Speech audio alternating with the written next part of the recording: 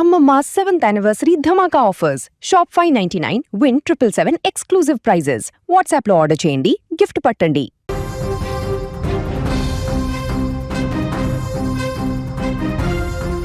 భాగ్యనగరంలో నిన్న రాత్రి ప్రకృతి తన ప్రతాపాన్ని చూపించింది. ఎండ వేడిమికి తాళలేక ఉక్కిరిబిక్కిరి అవుతున్న నగర ప్రజలకు వరుణుడు కాస్త ఉపశమనం కల్పించాడు అని అనుకునే లోపే అది కాస్త వరుణ బీభత్సంగా మారిపోయింది.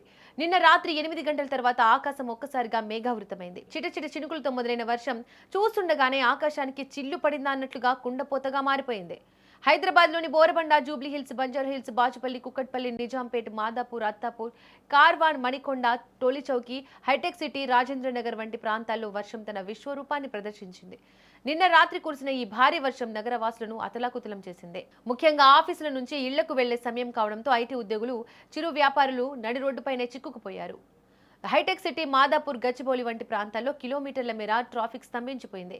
ఆఫీస్ పని ముగించుకుని త్వరగా ఇంటికి చేరుకోవాలని భావించిన వారికి వరుణుడు పెద్ద అడ్డంకిగా మారాడు. రోడ్లన్నీ చెరువులను తలపించడంతో వాహనాలు ముందుకు కదలలేక గంటల తరబడి జనం ట్రాఫిక్లో ఇరుక్కుపోయారు. నిన్న రాత్రి కురిసిన ఈ వాన కేవలం వర్షం మాత్రమే కాదు, ఈదురుగాలుల ధాటికి పలుచోట్ల గంటల తరబడి కరెంటు కోత విధించారు. చీకట్లో చిక్కుకున్న ప్రజలు తీవ్ర ఇబ్బందులు పడ్డారు. ముఖ్యంగా లోతట్టు ప్రాంతాలైన కార్వాన్, టోలిచౌక్లీ వంటి ఏరియాల్లో ఇళ్లలోకి నీరు చేరి ప్రజలు నానా అవస్థలు పడ్డారు. నిజానికి గత కొద్ది రోజులుగా హైదరాబాద్లో ఎండలు మండిపోతున్నాయి. భానుడి బగబగలకు జనం బయటకు రావాలంటేనే భయపడిపోతున్నారు.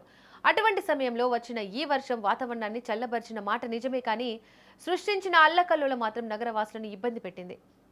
ఆఫీసుల నుంచి ఇంటికి వెళ్లేవారు రాత్రి 11 గంటలైనా గమ్యస్థానాలకు చేరుకోలేకపోయారు. ప్రస్తుతం నగరంలో అక్కడక్కడ జల్లులు కురుస్తున్నప్పటికీ నిన్న రాత్రి కురిసిన ఆ ప్రళయ వర్షం తాలూకు ఆనవాళ్లు ఇంకా నగర రోడ్లపైనే కనిపిస్తూ ఉన్నాయి.